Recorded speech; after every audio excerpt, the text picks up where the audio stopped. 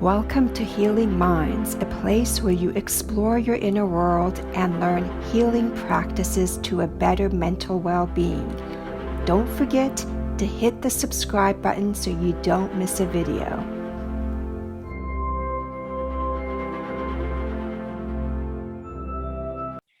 Hi everyone, this is Tanya. Welcome to Healing Minds. This is where I discuss mental health practices to improve your depressed state, improving depression and anxiety. So in this video, I am going to talk about 5 ways depression is different from just feeling sad and what you can do about those 5 things that are affecting your depression. And my knowledge is based on research and experience. So what I'm sharing with you, it's things that I have gone through. So I definitely can relate, no doubt about that. So first thing, I have shared a video that there are different levels to depression. There's mild, moderate, and severe. So one person who's depressed doesn't necessarily the same as another person because there's different levels of severity. So just talking generally about depression, it is different from feeling sad. Sadness feels like a temporary feeling. I'm sad because I can't go on vacation next week, or I'm sad because I'm not going shopping, or I can't afford to buy a certain thing. I'm sad about certain temporary circumstances, although depression can cause that too. But what I'm just trying to express is the difference and the magnitude of just being sad and depressed. Sadness is temporary, and usually it's about temporary circumstances that you can get over or you can overcome it. Or I am sad because I've lost this job, but I know I can get another job. So those are just some examples, but I want you to think of your own. When was a time that you got sad, but it was temporary, fleeting type of feeling? Depression is a little bit harder. And again, depending on the level, is it mild, moderate, severe? The harsher the depression, the harder it is. So it's not just feeling sad. And some of the symptoms of depression can be completely feeling exhausted or fatigued, harder to get out of bed, harder to do things. Or you can feel a lot of emotions. You can be in highly emotional states that's harder to get control over, whether it's anger, irritability, uncontrollable crying. So it's more, the intensity is harder. And the more severe the depression, the harder. Like mild depression might be easier to handle these emotions, but with severe, it's harder. And it can be difficulty concentrating. Tasks that were so simple for you before that you can just take care of with no problems at all may become more difficult as the depression intensifies from mild to severe. And of course, there's physical symptoms. You can feel aches in your neck, in your back, arm aches, leg aches, just different physical bodily symptoms that can occur the more depressed you get. And of course, there's insomnia, difficulty falling asleep, difficulty staying asleep, or it can be feelings of just wanting to sleep longer than usual. And then you have the difficulties in daily life. If you're just feeling not confident or motivated to do certain things that was easy for you to do before, it's a little bit harder, and it's more like you just don't want to do it. It's just too heavy of a weight. And feelings of feeling worthless or feeling not strong enough to handle certain situations or circumstances. And also difficulty with your eating. Maybe you're eating more or you're eating less. You're eating more if you're on junk food. It's harder to control your eating patterns. And also you can have bad thoughts of harming yourself, and possibly you're thinking, oh, maybe I just want to die. And again, that's the severity. It depends on the level. And that's more the severe stage of depression. So it's more of a constant feeling. It's not a temporary, I'm sad because I didn't get something or something didn't happen to me. It's like a sadness for a day, a week. It's something that I overcome. So that's the major difference between sadness and depression. Now to go over five ways, in which depression is different from just being sad is when you're in a depressed state and you're struggling to go to work, you're struggling to get out of bed, you're struggling to make breakfast, you're struggling to get ready to take care of your daily tasks. You're just basically struggling to face your day. Okay. And I do have that video, the difference between mild, moderate, and severe depression. Of course, with severe depression, it's harder. You won't get out of bed. But with mild, you're able to get out of bed. You're able to do things. It's a little bit hard, but you're able to do it. Moderate, it's more of like pushing yourself more, of having to get you're seeing that exhaustion built up. And once it builds up to the severe stage, that's when it's just like, it's just hard to take on the day. You might be taking more absences from work. You might be changing your daily life in order just to manage the severity of depression. And just quick tips. I want to make this a quick video, although these topics can be talked about in detail and in length, but I want you to save that for your therapist to talk more about your personal experience. I'm just giving you quick general ideas. What you can do if you're struggling out of bed, be okay with resting. If you need that extra rest, if you need to take the time off work, be okay with it and don't be hard on yourself. If you need help for certain people in your life or to get people in your life to help you with certain tasks, that's okay also. But allowing yourself to say like, hey, it's okay. I'm tired. I'm exhausted. I need to cut back what I'm doing in life, or instead of adding more to my life. So I can kind of ease this situation that I'm in, ease these depressed feelings that I'm having until the struggle becomes a little bit more bearable and easier to get out of bed. So I'm going to get the help that I need. Maybe people can help me, whether it's with the cooking, the cleaning, taking time off of work, just different things that you can do to modify your life instead of feeling that you have to add more to it in order to get to the point where you get a little bit energy. Once you get under a treatment plan or find out what healing practices work for you, then the struggling becomes less intense and you can gradually add more to your life when you are able to, without pushing yourself or feeling like you have to be at a certain place at a certain time when you don't. So number 2 is when the depression is feeling just of being sad, is feeling worthless all the time. You don't feel confident. You don't feel good about yourself. You feel like you can't take care of life like you used to. And again, it's being hard on yourself without stepping back and saying, I understand this difficult moments and the emotions I'm going through. I've changed, but what's wrong with that? We can't always feel like we need to be at some perfection level or meeting up to certain standards you had of yourself or others have of yourself, where you can't just simply be human and just simply not feel good or being overwhelmed.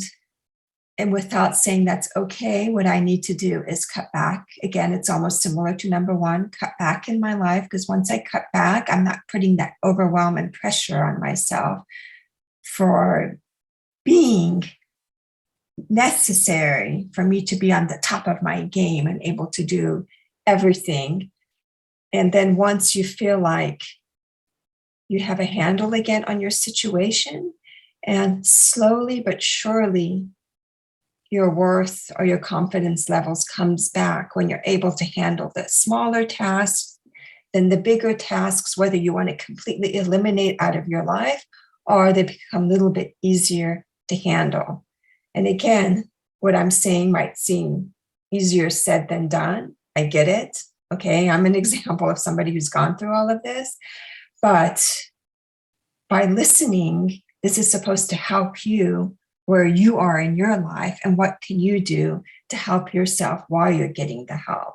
Sometimes when you're listening to information, it kind of maybe triggers an idea for yourself and what you're going through and understanding it's not abnormal what you're going through when you're experiencing depression.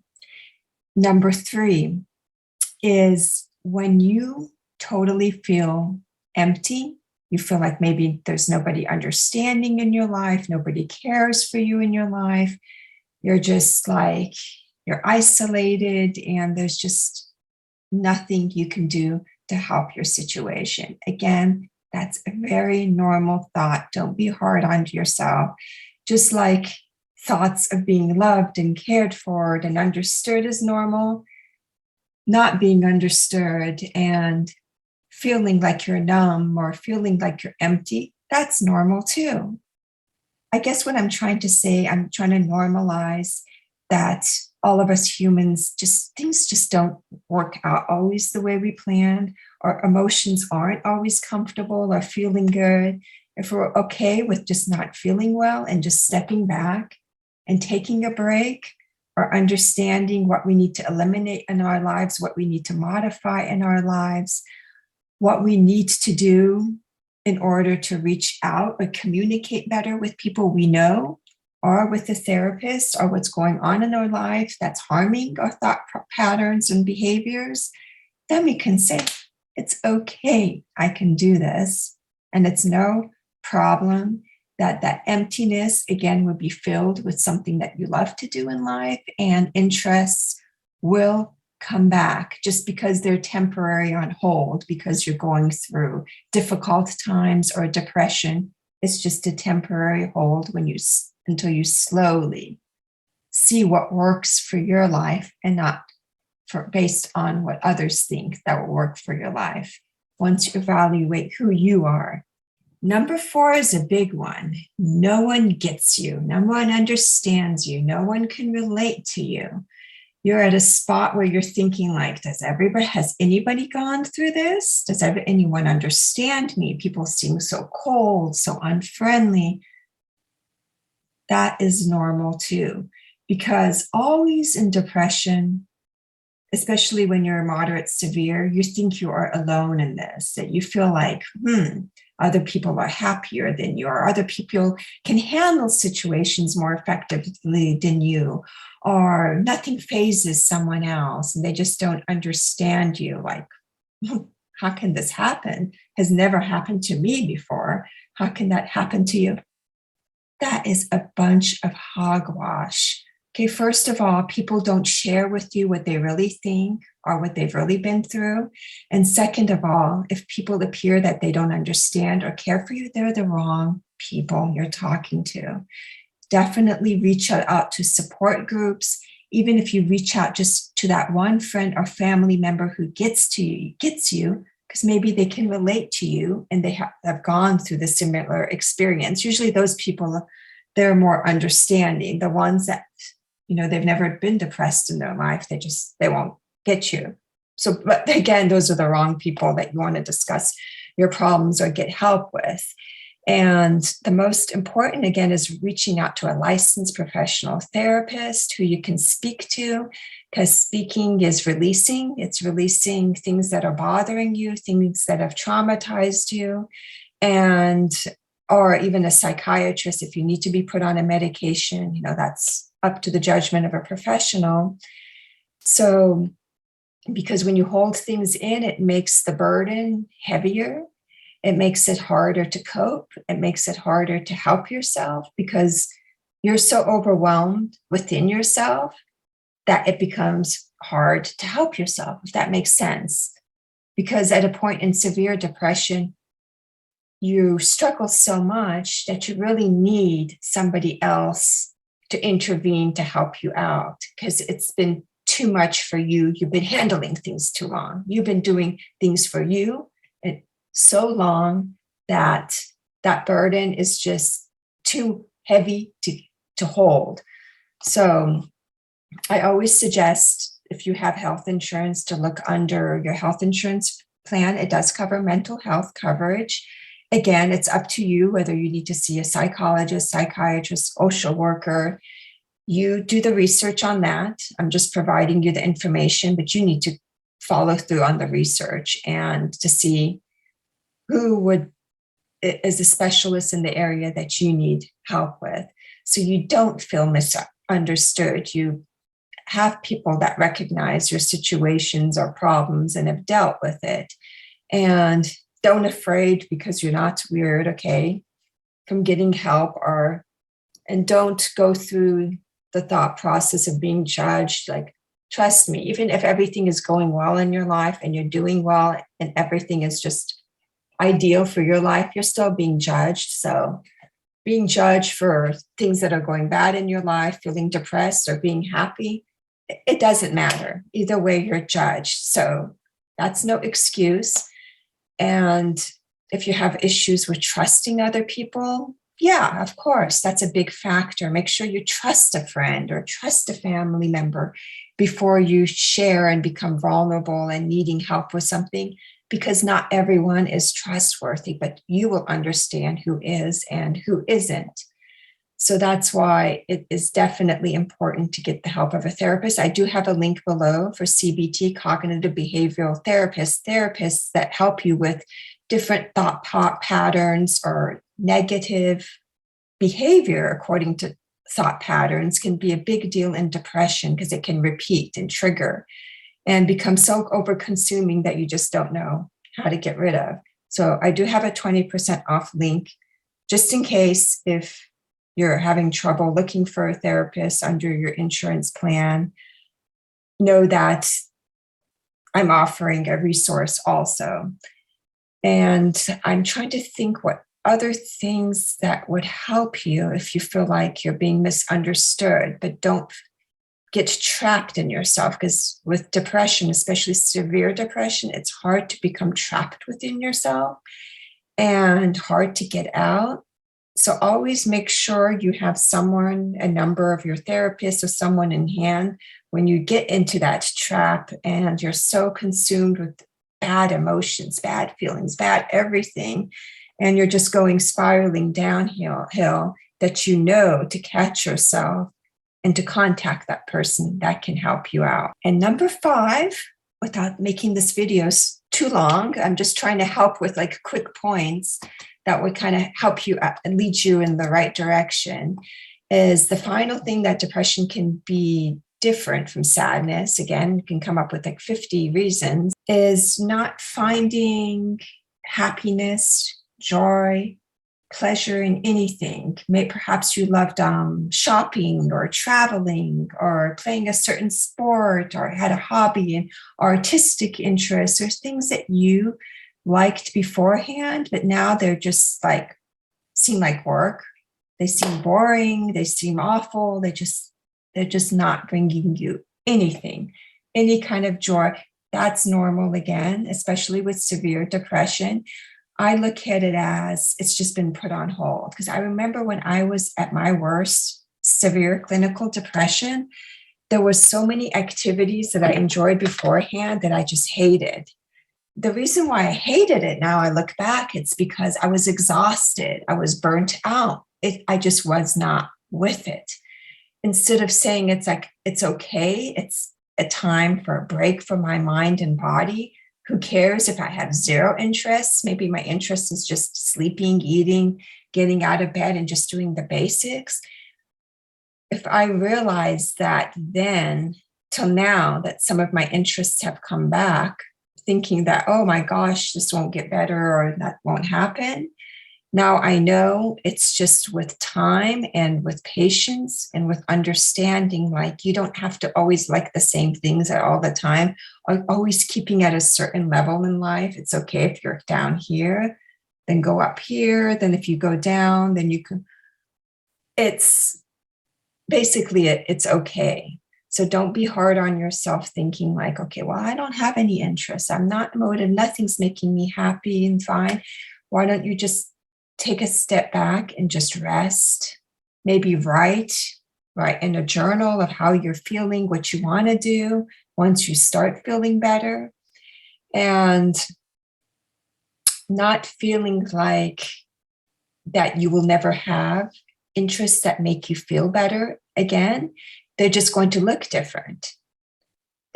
You might not like the activities because then you're going to start wanting to explore. Start slow, start small. Even things that just pique your interest a little bit. People always think it has to be something huge, like, oh my gosh, if I do this, it has to be something amazing.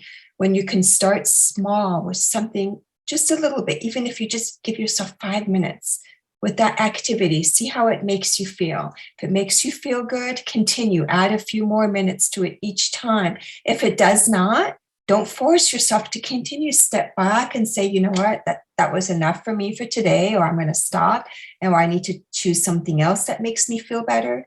So you're going to start just playing around with what are some things that can kind of bring the light back into life and make you feel better in order to do and include it in your daily life or weekly life. So again, those were 5 ways depression is different from just simple sadness. And again, refer you back to a video. I'll leave the link here, the difference between mild, moderate, and severe depression. And also I will leave the link if you are interested in cognitive behavioral therapy. I have a couple of videos about that.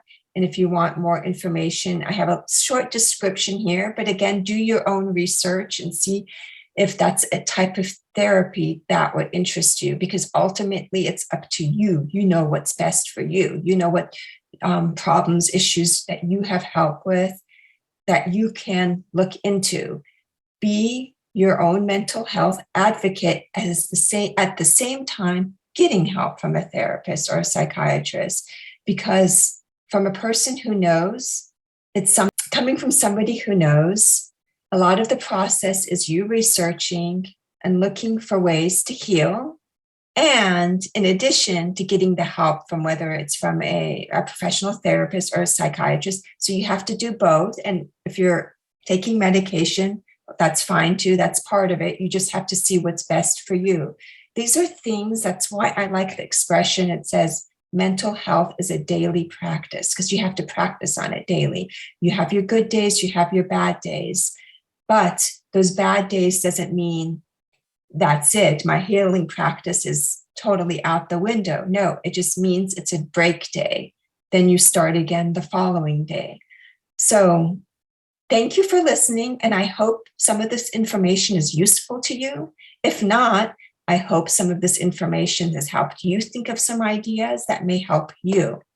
And don't forget, please, I really appreciate it if you subscribe to my channel, like this video, feel free to leave any comments, and I hope you can join me next time here on To Healing Minds. Bye, everyone.